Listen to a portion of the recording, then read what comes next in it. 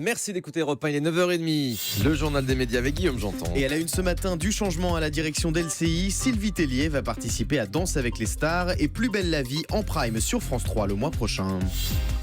On commence avec un nouveau directeur général à LCI. Hier soir, dans un communiqué, le groupe TF1 a annoncé avoir recruté Thierry Tuillier, l'ancien patron de l'info de France Télévisions, pour diriger LCI à la rentrée, alors que la chaîne est disponible sur la TNT gratuite depuis quelques mois. Thierry Tuillier quitte donc Éléphant, la société de production d'Emmanuel Chin, qui produit entre autres 7 à 8 et 19h live. On reste dans le groupe TF1. Sylvie Tellier, directrice de la société Miss France, va participer à Danse avec les stars. On vous l'avait annoncé il y a quelques jours, mais c'est désormais officiel. L'ancienne Miss France, Sylvie Tellier, foulera le parquet de danse de TF1 chaque samedi soir lors de la prochaine saison de Danse avec les stars.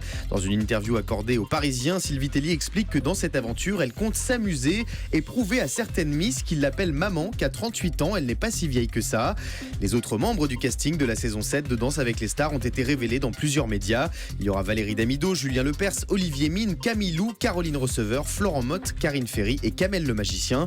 Selon nos informations, une personnalité du casting n'a pas encore été dévoilée.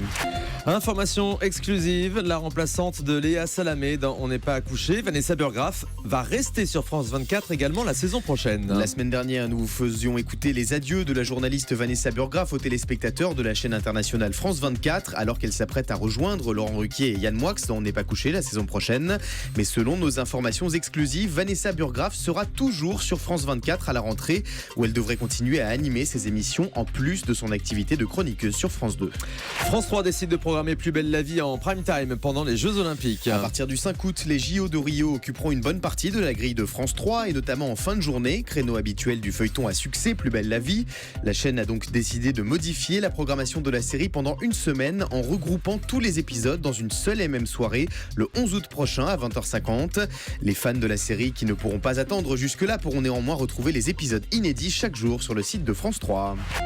D8 fait appel au collectif d'humoristes Whoop Gang pour une soirée d'humour en prime time. Il y a quelques instants, je vous parlais de l'humoriste Hakim Gemili qui rejoindra la bande des chroniqueurs de Touche pas à mon poste sur D8, mais il a également d'autres projets avec la chaîne. Selon Télé Loisirs, on le retrouvera également en prime time sur D8 avec son collectif Whoop Gang, composé notamment du célèbre youtubeur Mr V. Les 7 membres du Whoop Gang proposeront une soirée d'humour dont le tournage a lieu cet été pour une diffusion prévue à l'automne prochain.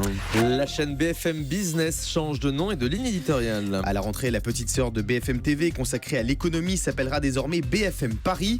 Elle deviendra la première chaîne d'information locale dans la capitale. BFM Paris proposera notamment une matinale, des journaux et des reportages consacrés à Paris et l'Île-de-France. Le frère du baron de la drogue colombien Pablo Escobar réclame $1 milliard à Netflix. La plateforme Netflix a récemment lancé Narcos, une série retraçant la vie de Pablo Escobar. Alors que le feuilleton rencontre un immense succès dans le monde entier, Roberto Escobar, le frère de Pablo, réclame la somme mirobolante d'$1 milliard à Netflix au motif du droit à l'exploitation de l'histoire familiale et des erreurs. Roberto Escobar exige également un droit de regard sur la saison 2 de Narcos lancée à la rentrée. Et puis cette information, le dernier fabricant de magnétoscopes au monde met un terme à sa production le mois prochain. La société japonaise Funai produisait 15 millions de magnétoscopes par an dans les années 80.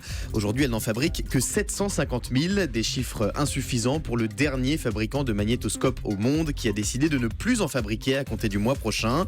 Suite à cette annonce, de nombreux collectionneurs ont contacté cette entreprise pour réserver les tout derniers magnétoscopes de l'histoire, des objets devenus collecteurs. C'est vrai qu'on a un petit peu oublié ce que c'était que le magnétoscope, avec les fameuses cassettes VHS qu'on avait à l'époque, parce que maintenant on a tous des enregistreurs, on regarde les replays. Vous avez encore des cassettes vidéo chez vous, Nissa ? Oui.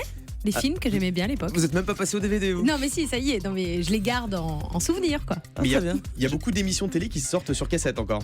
Sur cassette VHS ? Ouais, cassette vidéo. Oui, bah c'est ça, une cassette vidéo. Ouais, pas d'accord. des VHS mais des cassettes similaires. Ouais. D'accord, voilà. Bon, très bien. Je comprends que vous aimiez l'émission d'M6 sur les années 80, vous êtes resté bloqué dedans. On termine avec le chiffre du jour. 27 000, c'est le nombre de fois où le hashtag On veut Pokémon Go en France a été posté sur Twitter entre hier et aujourd'hui. Annoncé pour avant-hier dans l'Hexagone, l'application au succès mondial qui permet de devenir dresseur de Pokémon n'est toujours pas disponible, mais elle pourrait arriver dans quelques minutes, Thomas. Ah bah je vais aller faire un tour effectivement sur les applications pour voir ça, parce que j'ai encore regardé ce matin, effectivement il était toujours pas. Oui. J'espère qu'on va pouvoir avoir ça pour ce week-end, histoire d'aller chasser les Pokémon Pikachu un petit peu partout en France et trouver Pikachu. Merci beaucoup Guillaume Janton.